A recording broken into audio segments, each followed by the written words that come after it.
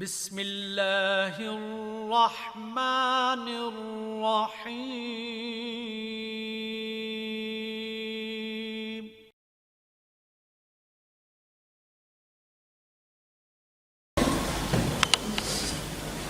الحمدللہ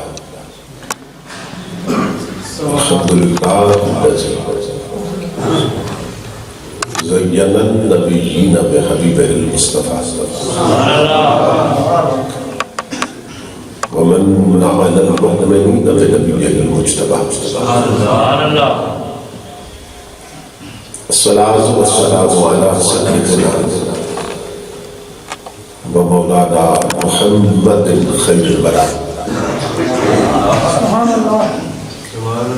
وعلى آله وأصحابه المتعدبين بالتقوى أما بعد فأعوذ بالله السميع العليم من الشيطان اللعين الرجيم بسم الله الرحمن الرحيم وقضى ربك ألا تعبدوا إلا إياه وبالوالدین احسانا صدق اللہ مولانا العظیم ان اللہ وملائکتہ یصلون علی النبی یا ایھا الذین آمنوا صلوا علیہ وسلموا تسلیما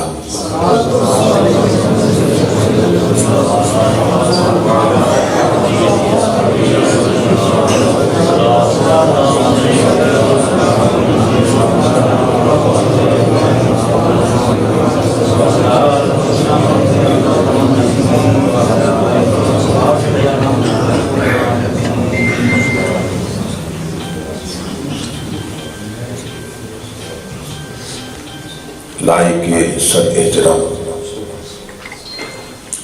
خطیب اسلام مجاہد ملت استاذ العلماء مناظر اہل سنت حضرت علامہ محمد شفیق رضوی صاحب دامت برکات ملاقیہ، دیگر معزز علماء کرام اور محترم حاضرین و سامعین، اللہ رب العزت کا لاکھ لاکھ شکر ہے کہ جس نے اپنی توفیق خاص سے آپ کو اور مجھے اپنی پاک بارگاہ میں حاضری کا شرف عطا کیا۔ سبحان اللہ۔ اور ایک ایسا دین کامل عطا کیا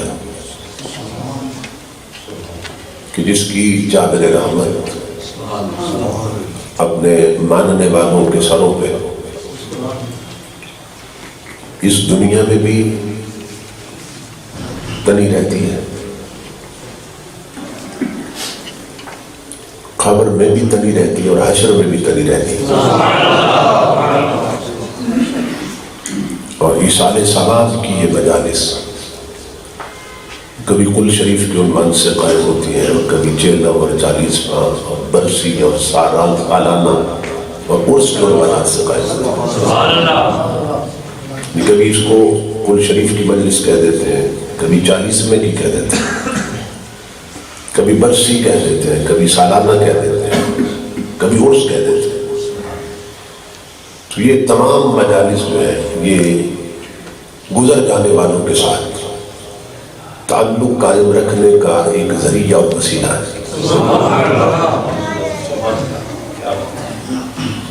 آج کا پروگرام جیسا کہ آپ حضرات کے علم میں ہے کہ محترم رانا علی گوہر صاحب اور محترم چیئرمین مظہر حسین صاحب کی ہمشیرہ مرحومہ اور برادر محترم جناب ساجد حسین صاحب اور بہادر خان صاحب کی والدہ محترمہ مرحومہ کہ ایصال ثواب کے لیے اور انہیں ارسال ثواب کے لیے ان کے قل شریف کے عنوان سے قائم کیا ہے۔ میں استاد العلماء حضرت علامہ محمد شفیق رضوی صاحب کا شکر گزار ہوں اور محترم ساجد حسین صاحب کا کہ جن کے توسل سے میں اس پاکیزہ مجلس تک پہنچا ہوں.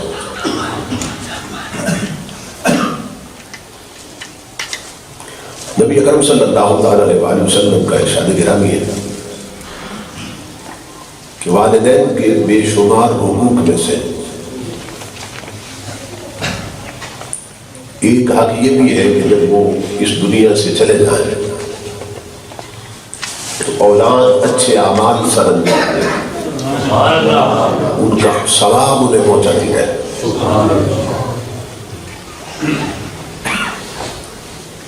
اب یہ اللہ رب العزت کا فضل ہے،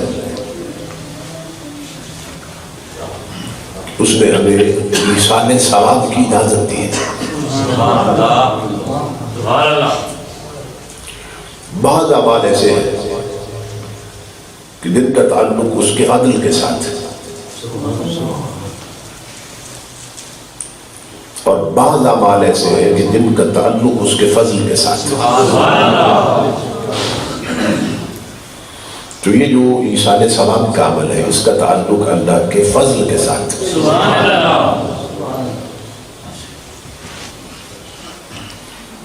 جب وہ عدل کی بات کرتا ہے تو وہ فرماتا ہے لیس للانسان الا ما سعى.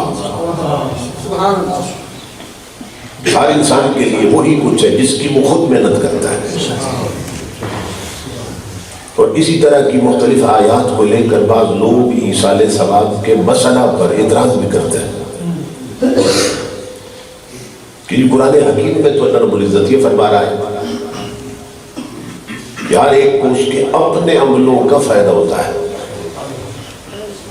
اور یہ کل شریف میں عمل تو پچھلوں کا ہوتا ہے. 40 اور 40 میں عمل تو پچھلوں کا ہوتا ہے. برسی ہو، سالانہ عرس ہو، ختم تو پچھلے کروا رہے ہوتے ہیں. تو ان کے عملوں کا فائدہ اگلوں کو کیسے ہوتا ہے؟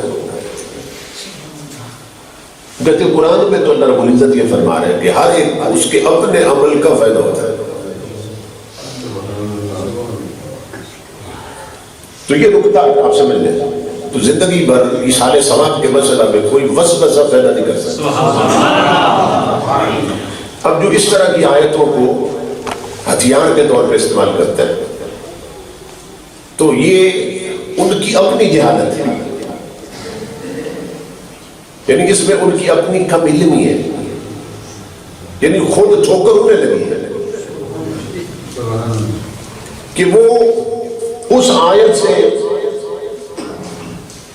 اس عمل کا رد کر رہے ہیں کہ جس میں اللہ رب العزت نے اپنے عمل کی بات کی.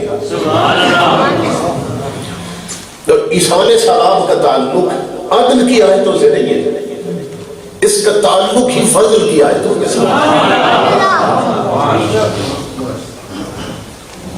اس کا تعلق ہی فضل کی آیتوں، اس کا تعلق اللہ کے عدل کے ساتھ نہیں، فضل کے ساتھ. تو بتایا جا رہا ہے کہ عدل کروں تو پھر تو یہی ہے ہر ایک کو اس کی اپنی محنت کا صلہ دے. لیکن اگر فضل کروں تو فضل یہ ہے کہ 8 اولاد کیوں اٹھے بخشش ماں باپ کی ہو. تو یہ جو ایصال ثواب کا عمل ہے اس کا تعلق ہی اللہ رب العزت کے فضل کے ساتھ. تو کبھی عدل کرتا ہے کبھی اپنا فضل. تو یہ اس کا کرم ہے کہ اس نے ہمیں ایک راستہ ایسا عطا کر دیا کہ ہم اپنے گزر جانے والے جو لوگ ہیں ان کو اپنے اچھے عملوں کا ثواب پہنچا سکتے ہیں.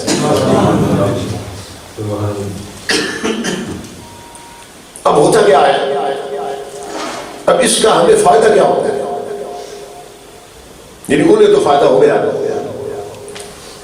کہ ہمارے عملوں کا ثواب انہیں مل گیا، انہیں فائدہ ہو گیا، لیکن ہمیں فائدہ کیا ہوگا؟ تو یہ ذہن میں رکھیے کہ نبی اکرم صلی اللہ علیہ وسلم کی حدیث پاک ہے کہ جب آپ کسی گزرے ہوئے کو ثواب پہنچاتے ہیں تو اگر تو خدا نخواستہ وہ جہنم میں یا عذاب میں تو تمہاری دعا کی وجہ سے، تمہارے بھیجے ہوئے ثواب کی وجہ سے اس کی بخشش ہو جاتی ہے. اور اگر وہ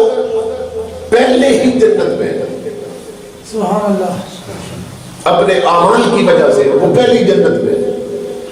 تو پھر جب آپ کا ثواب اسے پہنچتا ہے تو پھر جنت میں اس کا درجہ بلند ہو جاتا ہے.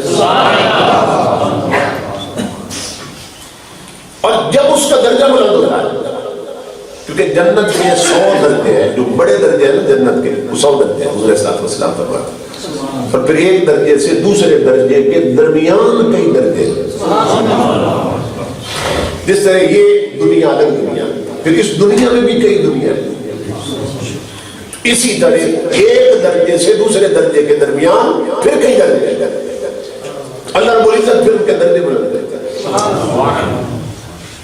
درجات جیسے حدیث پاک میں ہے کہ یقال لصاحب القرآن، قرآن پڑھنے والے کو جس نے یاد کیا، جس نے دنیا میں پڑھا، اسے قیامت کو اللہ فرمائے اقرا پڑھتا کہ پڑھتا جا اور جنت کے درجے چڑھتا جا. فإن منزلك عند آخر آیت تقرأها، اور تیرا وہی ٹھکانہ بنا دیں گے جہاں تیری آخری آیت ختم ہو جائے گی. سبحان اللہ سبحان اللہ. درجے ہیں تو وہ چڑھتا ہے. بے شک. اگر وہ جنت میں ہے تو ہمارے ثواب بھیجنے سے اس کا درجہ بلند ہو جاتا ہے.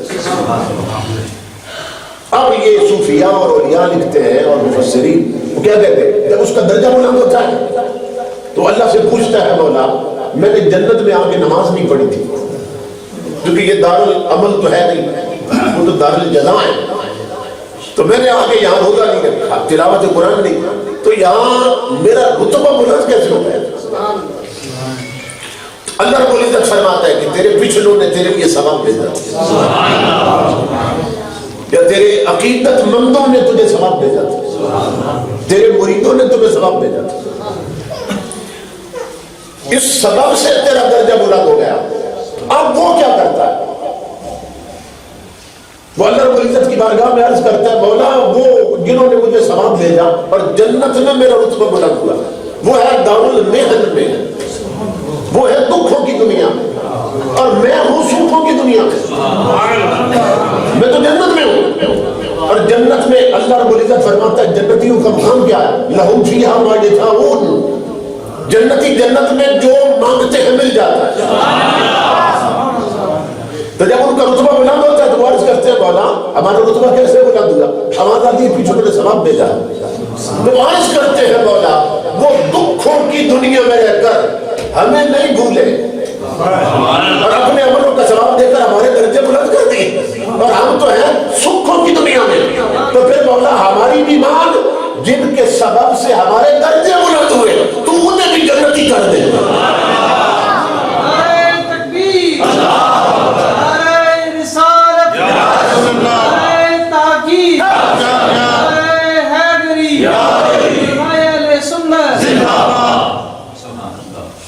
سبحان اللہ سبحان اللہ سبحان اللہ. تو وہ تو ہے ہی جنت میں. وہ جب عرض کرتے ہیں کہ ان کے سبب سے ہمارا درجہ بلند ہوا تو بولا پھر تو انہیں بھی جنتی کر. اللہ رب العزت فرماتا ہے کہ پھر کہاں ہو جاؤ میں نے انہیں بھی جنت عطا کر دی. ادھر سے ہم تحفے بھیجتے ہیں، ادھر سے وہ ہمیں تحفے بھیجتے ہیں. ہم ان کی بخشش کراتے ہیں یا درجات جن کے بلند ہو جاتے ہیں وہ ان کی دعاؤں اور طلب میں پھر اللہ رب العزت ہمارے گناہ معاف کر دیا جاتا ہے. تو یہ چھوٹا سا عمل نہیں بلکہ ایک حدیث پاک میں اذا ادخل الرجل الجنت، کہ جب اللہ رب العزت قیامت کے دن کسی شخص کو بعض ایسے ہوں گے جب انہیں جنت میں داخل کرے گا، انہیں جنت میں داخل کرے گا تو وہ جنت میں بھی بے چین ہو، جنت میں بھی وہ مضطرب ہو.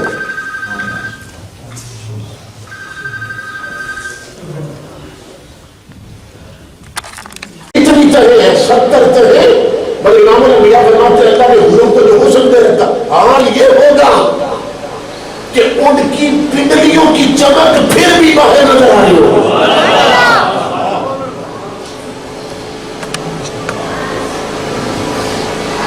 یہ صورت ہے. اللہ رب العزت فرمائے گا یہاں کوئی کمی نہیں، تم بے چین و پریشان ہو. یہ سنو اور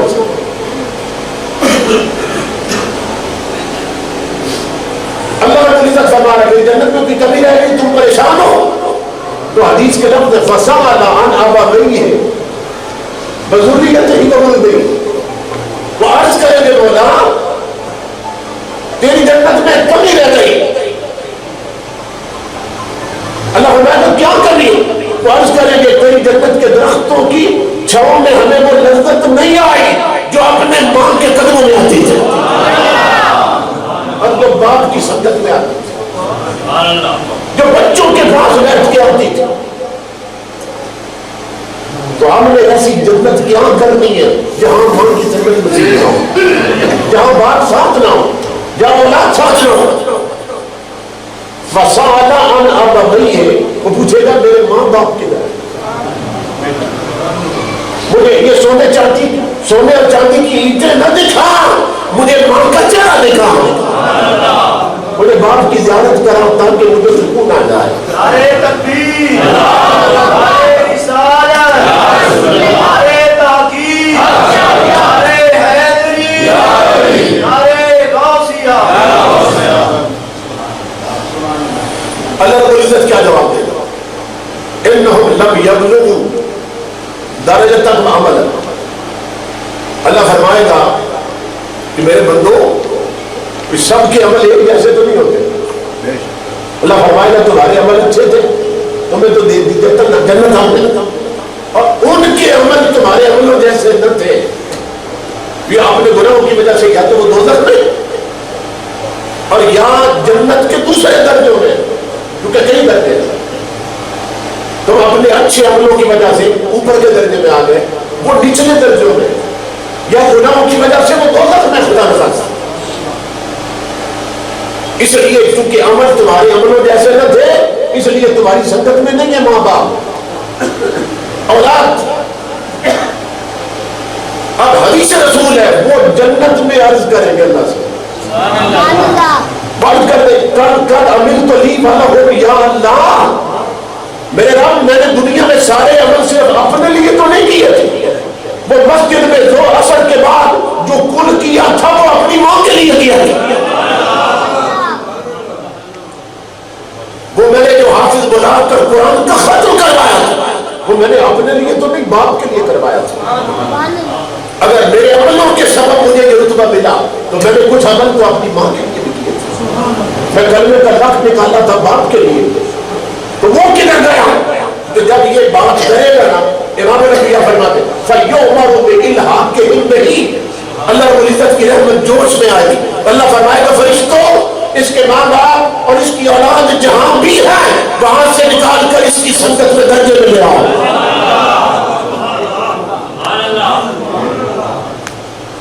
سمجھے تو یہ اِصال ثواب کرنا یا کسی کے لیے نیک عمل کرنا اس نیت سے کہ اس کا ثواب سے ہوگا تو یہ اتنا بڑا عمل ہے کہ جنتی جنت میں اس کا ذکر کر کے جہنمیوں کو بھی جنت میں بلا لیں یا اگر نچلے درجے میں ہوں گے تو انہیں وہاں سے نکال کر اپنے اوپر کے درجے میں اپنی سنگت کو بلا لیں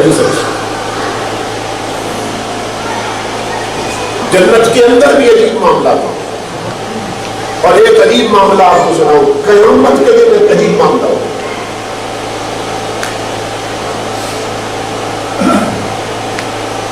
تکڑیاں لگ جائیں گی والوزن یومئذ الحق قرآن پاک میں اس دن تول ضرور ہوگی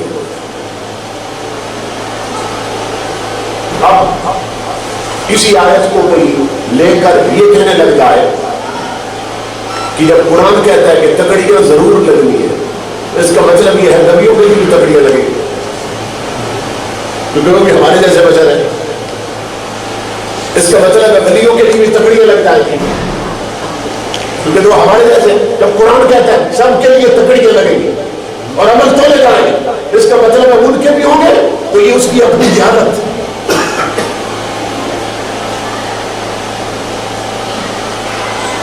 امام الانبیاء کے غلاموں دو قسم کے بندے ہیں جن کے لیے تکڑیاں نہیں ہیں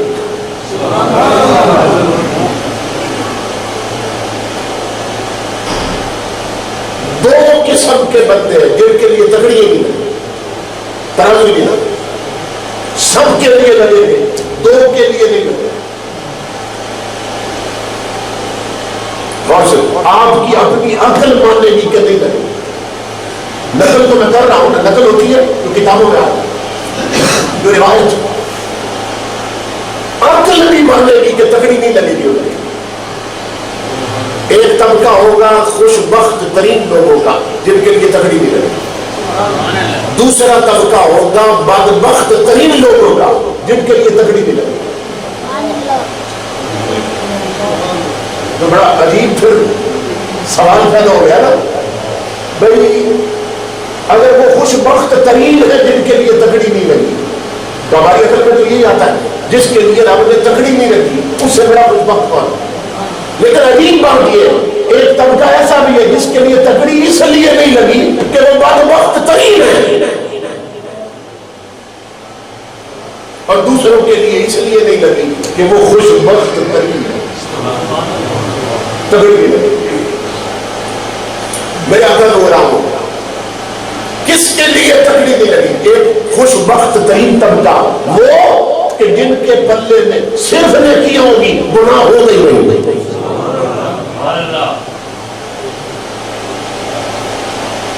جن کے پلے میں صرف نیکیاں ہوگی, گناہ نہیں ہوگا, ان کے لیے تکڑی نہیں لگے گی. کیوں؟ دوسرے پلڑے میں رکھنے والی شہری کو نہیں. تکڑی تو اس لیے لگانی ہے نا بھائی دو چیزیں ادھر رکھ کے توڑنی ہے, زیادہ وزنی کون سی. تو جس کے دامن میں صرف نیکیاں ہیں, گناہ ہے ہی نہیں, اس کے لیے تکڑی کہاں سے لگے گی. نبی معصوم ہوتے ہیں نہیں ہوتے؟ بولو نا, نبی معصوم ہوتے ہیں. معصوم وہ ہوتا ہے جس کا گناہ نہیں ہوتا. جن کا گناہ ہی نہیں صرف نیکیاں, ان کے لیے تکڑی لگے گی.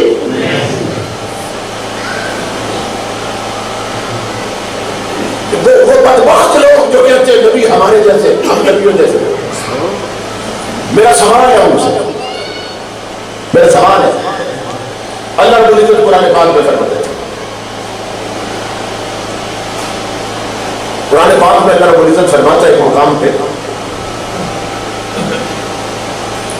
کہ ہم نے ایک نکلا ما یلفظ من قول الا لدیہ رقیب عتید. تم جو لفظ بھی زبان سے نکالتے ہو نا, اس لفظ کو لکھنے کے لیے نگہبان تیار بیٹھا ہے. نگہبان تیار بیٹھا. اب اس کی تفسیر میں دیکھیں اللہ نے کس کا ذکر کیا. نگہبان کون؟ کہ دونوں کندھوں پہ جو فرشتے بیٹھے ہیں. اچھی کرو گے تو یہ لکھ لے گا, اور بری کرو گے تو یہ بائیں کاندھے والا, کھبے کاندھے والا یہ لکھ لے گا. یہ تیار بیٹھے, جو کرو گے وہ لکھ لے, جو کہو گے اچھا برا وہ لکھ لیں گے.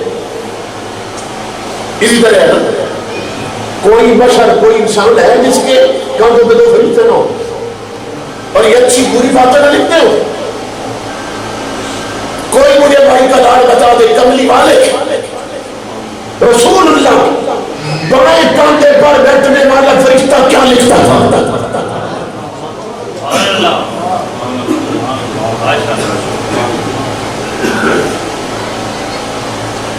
اور ہمارے بائیں پر تو اس لیے نا کہ گناہ لکھے گا, اور دائیں پہ اس لیے کہ نیکیاں لکھے گا. تو وہاں تو گناہ کا تصور ہی نہیں. تو بائیں کاندھے والا فرشتہ کیا لکھتا ہے؟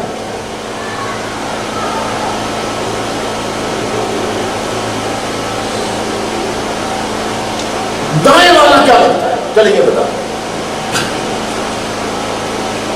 وہ حضور کی نیکیاں لکھتا ہے. اور حدیث پاک میں کہ جو بندہ یہ کہتا ہے یا رب لک الحمد کما ینبغی لجلال وجہک وعظیم سلطانک,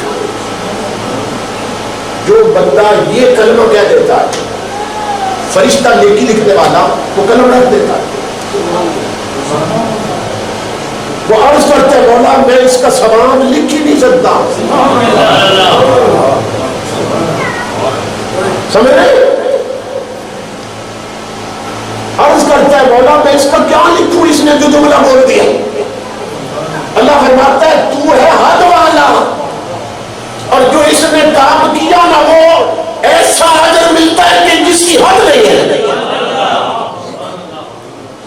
تو حد والا بے حد کیسے لکھ سکتا ہے؟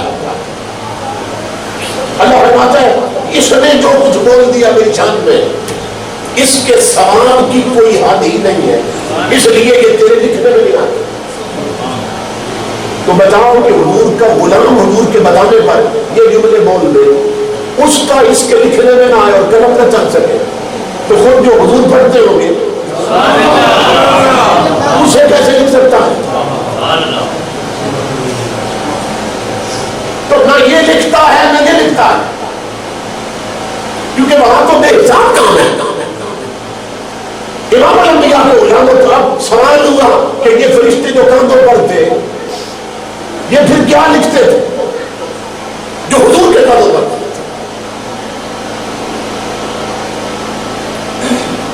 امام الانبیاء کے غلاموں اللہ رب العزت نے ہمیں خبر دی ہے قرآن میں ان اللہ و ملائکتہ یصلون علی النبی, بے شک اللہ اس کے سارے فرشتے حضور پہ درود بھیجتے رہتے ہیں.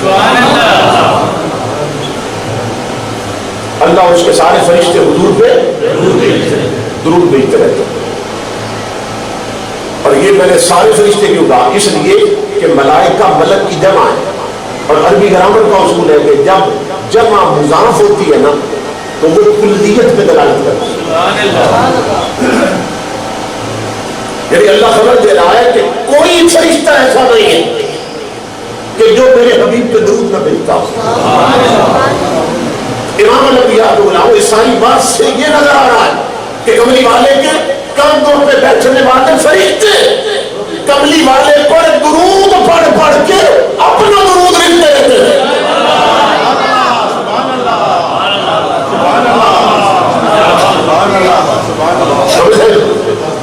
کہ ہم نے رب سے اس کا قیامت کو انعام دینا, یہ بھی قیامت کا رزق کرے گا. مولا میرا نامہ اعمال بھی تو دیکھ, میں تیرے حبیب کے بائیں کاندھے پر بھی یاد پہ درود پڑھتا رہا, اور وہ کہے گا میں دائیں والا بھی تو درود ہی پڑھا ہے.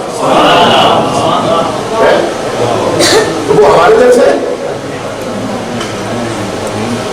امام الانبیاء کے بلا.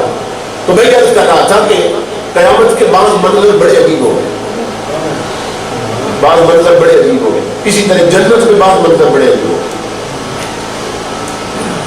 تو حضرت عبداللہ بن عباس فرماتے ہیں کہ ایک تکڑیاں لگی ہوگی, بیٹا ہوگا جوان, وہ دیکھے گا اس کے عمل کھولے گئے اور اعلان ہو گیا اسے پکڑ کے جہنم لے جاؤ, کیونکہ نیکیاں کم تھی اور گناہ زیادہ. اس کو نا زنجیروں میں جکڑ کر جہنم کی زنجیروں فرشتے گھسیٹ کر دوزخ لے جاتے ہیں, اور اس کو اللہ رب العزت کے عرش کے سامنے سے گزارے گا. اس جوان لڑکے بولا پیچھے مڑ مڑ کے دیکھے گا, فرشتے آگے گھسیٹ رہے, وہ دیکھ رہا ہے اللہ رب العزت کی طرف, مڑ مڑ کے عرش کی طرف دیکھتا بار بار. اللہ رب العزت فرمائے گا فرشتوں رک جاؤ, اسے واپس لاؤ میرے عرش کے سامنے, اسے عرش کے سامنے لاؤ, وہ آ جائے. اللہ رب العزت فرمائے گا ایھا العبد العاق لأي شيء تطلب الرد إلي, وہ ماں باپ کے نافرمان, کیونکہ وہ گناہگار ثابت ہوا, کیوں؟ ماں باپ کی نافرمانی کرتا تھا. تو اللہ نے نام نہیں لیا اس کا اور پکارا کیا؟ او ماں باپ کے نافرمان. کہ پلٹ پلٹ کے پیچھے کیا دیکھتا تھا میرے رب کی طرف, حالانکہ جانتا ہے کہ کیوں دیکھ رہا ہے, اسے خبر نہیں تو کس کو خبر ہے؟ مگر پوچھ اس لیے رہا ہے کہ یہ بتائے اور باقی دنیا بھی سنے کہ کیا ہونے لگا ہے. یہ شریف تطلب رکھتا ہے, او میرے بندے ماں باپ کے نافرمان, وہ پلٹ پلٹ کے پیچھے کیا دیکھتا تھا. وہ عرض کرے گا مولا میں سوچ رہا تھا کہ اللہ سے ایک بات کرنی ہے، معلوم نہیں مانتا کہ نہیں مانتا ہے.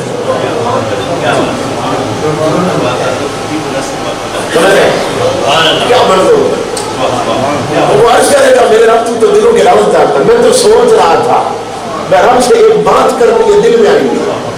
اب یہ نہیں معلوم کروں گا ماننے گا کہ نہیں مانے گا. تو میں اس لیے پلٹ کے دے کہ کروں کہ نہ کروں، کہوں کہ نہ کہوں. اللہ سے اللہ رب العزت فرمائے گا اسی لیے پہچایا تجھے کیا چاہتا ہے. میرے آقا کے غلام ہو تڑپ جاؤ گے. وہ عرض کرے گا میرے مولا جہاں میری تکڑی لگی تھی نا عمل تو لے گئے، ساتھ ہی میرے باپ کی تکڑی بھی لگی تھی. تو میرے مولا میں دیکھ رہا ہوں میرے بعد میرا باپ بھی دو دفعہ آنے والا ہے. تو میں دل میں سوچ رہا تھا کہ آج رب سے ایک بات کروں، گزارش کروں، مان لے گا یا نہیں مانے. اور وہ بات یہ ہے میرے مولا کہ آج ایک کرم کر دے. میں زندگی میں ماں باپ کی نافرمانی کی ہے، میں تو دوزخ جا رہا ہوں، تو کرم کر دے، تو میرا عذاب دگنا کر دے، میرے باپ کی بخشش کر دے. سبحان اللہ سبحان اللہ اللہ سبحان اللہ.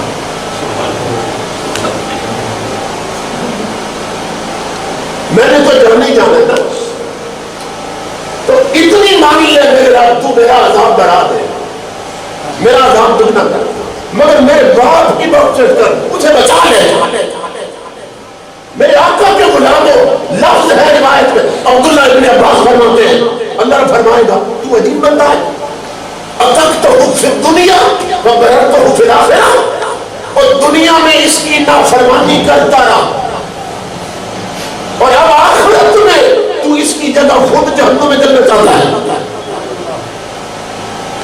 دنیا میں اس کا دل دکھاتا ہے، اب خود اس کی جگہ دوزخ میں جانا چاہتا ہے اور اس کا عذاب اپنے سر لینا چاہتا ہے. تو عجیب بندہ ہے. وہ عرض کرے گا مولا بس میری تو اتنی گزارش، مان لے تو تیرا فضل ہو، نہ مان تو عدل ہوگا. اب اللہ رب العزت کی رحمت جوش میں آئے گی. اللہ رب العزت فرمائے گا خود بیت ابی اور فانطلقا الی الجنہ. فرمایا سن، اور اپنے باپ کے ساتھ میدان قیامت میں بھی نیکی کا سوچنے والے تیری اس عذاب پر میں اتنا خوش ہوں، جا اپنے باپ کا ہاتھ پکڑ اور دونوں جنت چلے جاؤ.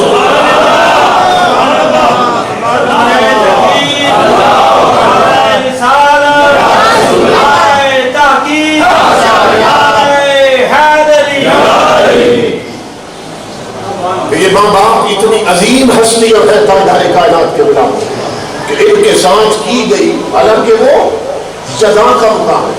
وہاں آج تکڑیاں لگنی ہے، حساب ہونے ہیں، مگر وہاں میدان قیامت میں بھی ماں باپ کے ساتھ کی گئی نیکی قبول کر لی جائے. تو یہ خوش بخت ہے جنہوں نے اپنی والدہ کے لیے اس مجلس کا اہتمام کیا. اور مجھے حضرت صاحب فرما رہے تھے کہ میں بھی اماں جی کی جھولی میں کھیلتا رہا ہوں بچپن میں، اور بڑی اعلیٰ کردار کی خاتون تھی. تو یہ ہماری خوش نصیبی ہے کہ ہم ان کے گل شریف کی مجلس میں شریک ہوئے. جب ایسے لوگ ہو نا ان کے گل شریف ہوتا یہ ہے کہ اکثر ایسے لوگ ہوتے ہیں کہ جن کے گل پر آنے والوں کی وجہ سے ان کی بخشش ہو جاتی ہے. اکثر لوگ ایسے ہوتے ہیں جو دنیا سے چلے جاتے ہیں، تو جو لوگ گل شریف پہ آتے ہیں نا، چیلم پہ آتے ہیں، 40 پہ آتے ہیں، وہ جب دعا مانگتے ہیں تو پھر ان کی بخشش ہو جاتی ہے. لیکن اس طرح کے لوگ جو اللہ والے ہوتے ہیں ان کے کل پہ آنے والوں کی اپنی بخشش ہو جاتی ہے. یہ بہت بڑی سعادت کی بات ہے. تو اپنے ماں باپ جن کے زندہ ہیں ان سے حسن سلوک کریں، ان کی خدمت کریں، ان کے آگے بچ جائیں. اور جن کے فوت ہو گئے اب طریقہ یہ ہے کہ وہ کلمہ شریف پڑھ کے، درود شریف پڑھ کے، قرآن پڑھ کے اس کا سامان پورے دیکھتے رہا کریں، اور تب بھی ان کی روح خوش ہو جاتی. پوچھا گیا حضرت صلی اللہ علیہ وسلم سے کہ زندگی میں اگر ماں باپ سے کوئی نیکی نہ کر سکتا یا رسول اللہ پھر بعد میں آپ نے فرمایا بعد میں نہیں کر سکتے. ایک تو یہ ہے کہ ماں کی سہیلیوں سے اچھا سلوک کرے، اس کو اگر ماں کی خدمت والا کیا جائے. ماں کی جو سہیلیاں تھیں 5 اٹھنے میں، اس طرح باپ کے جو دوست، حضرت عبداللہ ابن عمر جا رہے تھے گدھے پر، اچھی پگڑی باندھ رہے تھے، تو دیکھا کہ فاروق اعظم کا ایک بوڑھا بچپن کا یار تھا، وہ بزرگ جا رہے، ان کی پگڑی پھٹی ہوئی تھی اور سواری بھی نہیں تھی، آپ نے اپنی پگڑی بھی انہیں دے دی، سواری بھی انہیں دے دی۔